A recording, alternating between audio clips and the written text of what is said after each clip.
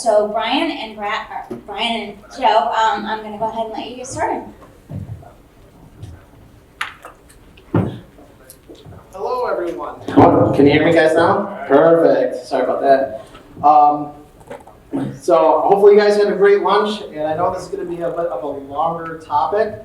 So I wanted to talk about search engine optimization. It's a very important topic, and I'm going to try to do my best to give you guys tips and tricks and kind of ease you into something that's considered the most complicated digital marketing thing out there. So who has ever heard of search engine optimization, or SEO for short? If I can get a raise of hands here. Pretty much everyone who's ever researched it before, I get it. Do not be fooled. Sometimes when you research SEO, there's so much internet data out there that it could be misleading, it could be old stuff, it could be beta stuff that's happening. But really what I'm going to talk about is exactly what it is and how it does apply to your guys' website. So search engine optimization, or SEO for short, to put it quite simply, is just the actions you use on your website to enable users or clients or customers to find you on search engines like Google, Bing, even YouTube is considered a social search engine, Facebook to some extent, even Amazon Alexa is considered a search engine, so even that applies to this. So when we talk about search engine optimization, like what exactly is it? Like how do I do this? Is it easy? Does it cost a lot of money? What's involved with it? So a lot of misconceptions is I have to spend a ton of money on search engine optimization. And quite frankly, it's not about how much money you spend, it's about the time you spend into it, right? There's so many methodologies behind it, and again, we're just gonna scratch the surface of this. So one of the things that I wanna talk about is there are two parts to it. There's what they call on-site SEO and off-site SEO. On-site SEO is simply what you do on your actual website, writing content, adding videos, adding images. When it comes to adding keywords to particular pages, the buttons you put on there, the contacts, the name, address, phone number. Some of you might have gotten a report in one of your blue folders about your name, address, phone number, and how it shows up consistently and accurately on your website. Those are all factors of what they call on-site SEO. Off-site SEO is simply, you have to think about this link, we call it link building or backlinks. You might have heard that terminology somewhere before. So quite frankly, it's something easy. It's just simple, link to a reputable source. Not how much links, but how quality. Give you a perfect example of this, take Paul Meeks, for example. Yesterday, he had a CNBC interview up in his hotel room at 5 something in the morning. He had emailed me about it and told me, hey, I got this interview. What did I do? In a span of 4 hours, I made a blog. I took the video from YouTube, or in this case, CNBC, and I just put it on the website and let people know, hey, Paul Meeks did this. And I linked, I literally typed in CNBC and the actual article that they had there as a way to link to that. And that is a form of SEO. Just simply taking newsworthy stuff, making it into blogs, and then putting it on your website. Like if you were in a newspaper article, or if you were on TV, or you did an interview. It doesn't matter if it's it doesn't have to be CNBC. It doesn't have to be anything like that. It could be a local newspaper, a radio show, or anything of that sort. So you could make those into blogs and actually put them on your website, and that is a form of search engine optimization. It's creating new content. Why is this important? Well, Google actually scans your website every 4 to 6 weeks. Sometimes they scan certain pages, sometimes they don't. And what they're looking for is new pages, fresh content. Content needs to be updated on your website constantly. So when we add new blogs, that's adding content to your website. That's SEO. When you are putting a more in-depth team page on your website, for instance, it's not just about us. It's like each personnel has a specific profile on your page. That is search engine optimization, or SEO. Those are all contributing to the on-site factor or the content factor of that. And those are just some of the things that you could do on your website that's super easy. Creating new content constantly. I've been to a lot of your guys' websites already. And one of the first things I look at is your home page, your about page, and your blog page. Home page is because I want to know more about you. It's an overview. Your about page, I want to know how long you've been in the industry for. I want to know what kind of certifications you have.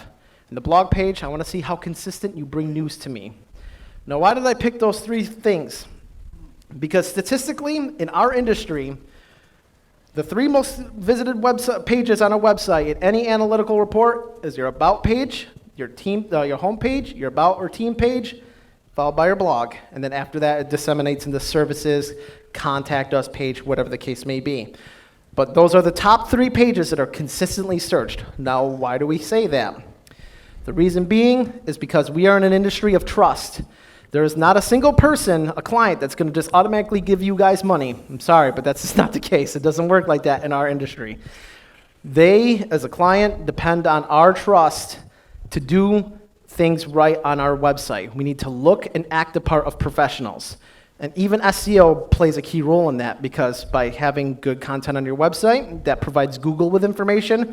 And then Google, what they look at is, does the user get good information from this web source? If the answer is yes, you're more likely to rank higher. If the answer is no, you're not likely to come up often in search engine optimization, like in Google or Bing or Yahoo. Those are all important factors.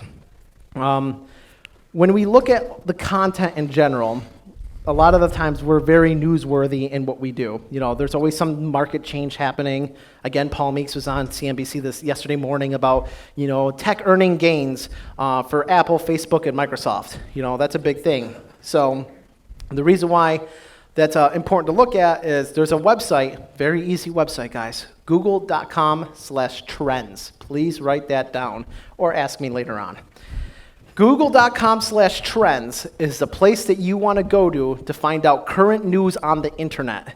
And I mean current news. It lists you off the top trends in the country and in the world about certain things, whether it's financial related, stock market related, or anything like that. You can leverage Google.com/trends to make articles or make, you know, whether it's a composite or something like that, just to kind of get your brain going to make fresh content. And you keep hearing me talk about fresh content because that's what Google is really looking for, is fresh content. It can be in the form of, again, a blog. It can be in the form of a video. And those are things you want to consistently update on your website. Now, when it comes to, if you've ever Googled search engine optimization, you hear, I can get you on the first page of Google, or I can get you on the top of first page of Google, or I got keywords, or anything like that. Be very wary. Whenever someone promises to be on, promises you're going to make you on the top page of Google, that's an instantaneous red flag. Get out of there. It ain't going to work, guys. I promise you. They are not Google. They cannot promise anything. They cannot promise key phrase placement. So you got to be wary of that stuff. So when we use key phrases in our own content, I like to look up things like, again, I'm sorry, Paul, I'm using you as an example because you were literally the most recent example I got right now. But, you know, what was the keyword that was all about his CNBC interview? Big tech earnings. I use big tech earnings. I use Google Trends to look at that. And of course, it trended because he was on CNBC. So I used that actual keyword to my advantage. But that's not all the keywords you can use. You can use google.com/trends. You can use semrush.com to search keywords. And those are places where you can kind of get trends on that keyword difficulty, see where things come up, and write content based around that. semrush.com. That's another keyword tool. They got a free version that you can use that you can get you by, but once you start getting into the crazy digital marketing stuff, the free version doesn't really work well with you anymore. Cool.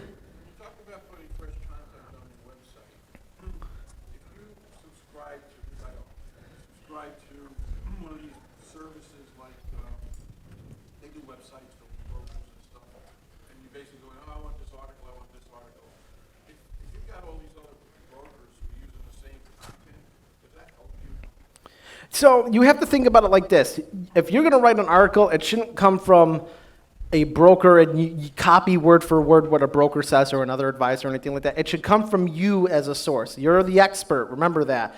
Google is not the expert in financial industries. They're not. You are. You guys know better when it comes to the news about that. So it's up to you guys to provide that news. Now, you can have 5 people write about the same exact topic. Like, for instance, the GameStop short thing that happened not that long ago. Everyone wrote about that topic, but they wrote it in their own way, using their own expertise and using their own keywords that they're familiar with. And that adds value to your website. Again, that's still considered search engine optimization. So it's not about copying. Yeah, no, I would not go with that. You don't want to, if you ever have a person that says, hey, I could sell you content and write it all for you, that's usually a red flag. I wouldn't want to do that. They're not going to know the industry as well as you, and even if they try to, they're not you. That's the biggest thing. They don't know your writing style, they don't know what you're looking at, so it's really difficult. But best suggestion is find someone who can write or write it yourself. Take a little bit of time out of your day to actually write something yourself, and it'll work out. When we talk about videos, for instance, for YouTube, which Brian's going to touch a little bit more on here in just a few seconds here, but when we talk about videos, what are some good SEO tactics you can use for videos?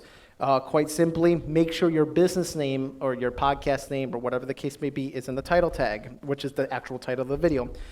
But more importantly, make sure that the actual title is in there too. And let's just take, for instance, how to be a financial advisor 101. That's a pretty good one. How-tos are usually one of the top suggested items on YouTube. So take that, how to, so on and so forth, how to be a financial advisor 101. That's just their example. And make sure you copy that in your description. Make sure you copy that in your tags and use those as a way to build your particular video out. And then essentially use social media or anything like that to distribute those videos and get them out, which we'll talk more about that later. That's just a kind of an idea there. So I do want to talk more about videos, but I think Brian here could talk a little bit more about videos and images and just kind of give you a high overview of like what to look for and what to expect. Yep. Thanks, Joe. Yep. Okay, everybody. I'm Brian. I work in the marketing department here at the Peak Home office. I got 4 main tips I wanted to share with you guys today, just SEO tips. These are all optimizing your content tips. So the first one here is efficiently encoding your images or compressing your images properly, sizing your images correctly, serving your images in next-gen formats, and like what Joe was mentioning, placing a video on your homepage of your website. So the first one here is efficiently encoding images with compression. Basically compressing your images, making sure that your images are served web ready. So some of the key problems why do you want to look into image compression is images are most likely the bulk of your total web page size. So also it wastes a lot of bandwidth and increases page loading times. Uncompressed images are likely served in very high quality, resulting in large image file sizes, which takes a lot longer for your page to load. If you have several images that are really big and need to be compressed down, you can get what like a blank page when your visitor's trying to visit your page. And if they see a blank page for like a second or something like that, they might leave. So compressing your images is really important. You can see on the pictures here, the first one on the left, that's an uncompressed image. It's about 600 kilobytes. The other one on the right-hand side is a compressed image. It's like half that size, about 300 kilobytes, and it looks the same quality. The real difference is when you're getting into print or web-ready images. How do you efficiently encode your images or compress your images? Well, there's a few different strategies. The first one you can do here is do it manually in Photoshop. You can do it yourself, or if you have a web designer or a content creator, you can have them compress all of your images for your website. So the first part you're going to do is take your image, you'll flatten it in Photoshop, and you'll file and save it to web. And that's going to compress it. But you also want to make sure that you go into the image size and it's correctly sized for your website or where it's going on your website. And then the most important part down there is the resolution, which, as you can see in this image, is 72. That's what we call web size images. 300 resolution is more like print size images. They're really huge. They're for print. For the website, it just takes a lot smaller images. The second thing you can do is using an image CDN. This is a really great tool because you don't have to know anything about image compressing. It does it all for you. It'll comb through your website and compress all your images for you. But not only that, it also serves your images in the geographic location of your visitor. What's that cost? How much would something like that cost? A CDN, it depends on what you need. There's free ones out there that you can start with. Might I give a suggestion if you don't mind?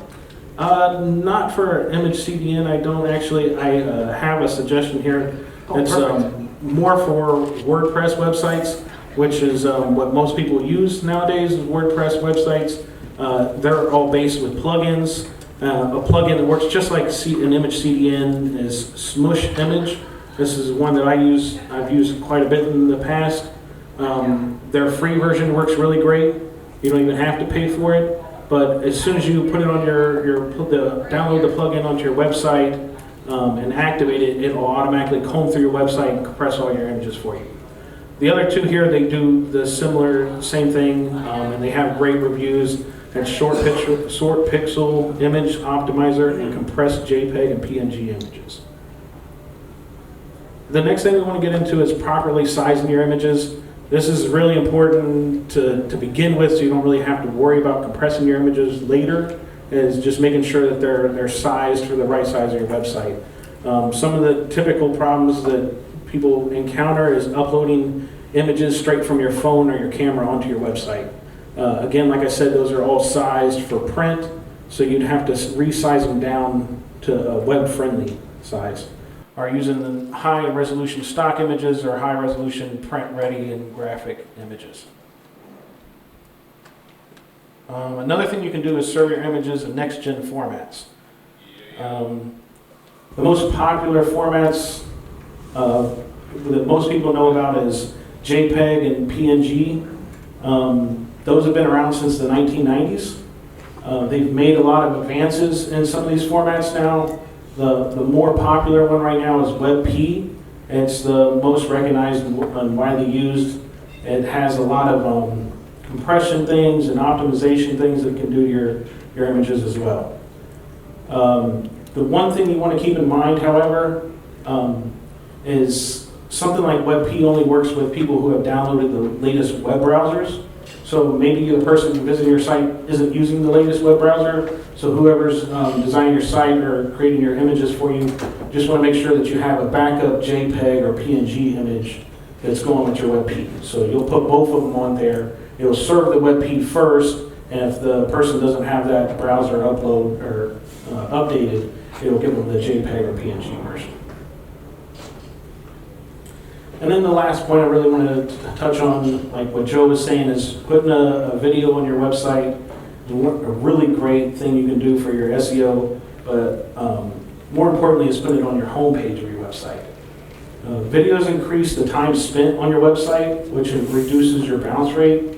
One of the things search engines like Google does is they will look at, say, like if somebody's searching on Google for a financial advisor, and they find your website, and they go on your website, and they leave right away without clicking on something or staying on your website very long.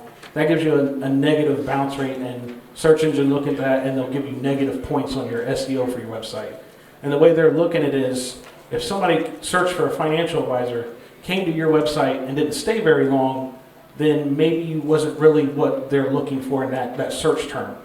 The more that happens, the lower you'll go down. And the opposite of that is if somebody comes to your website, searches for it, and stays there for a long time, it gives you positive points. So putting a video on your home page helps engage them, but mostly it gets them to stay there for a couple minutes. And staying on your home page really helps your SEO, like I said. The second thing with videos is your video can be embedded with your business's unique keywords. You can do this in your title or your description. Whatever your keywords is for your business or your area, you're going to tie those into your video description as well. Video also helps build high quality backlinks to your website.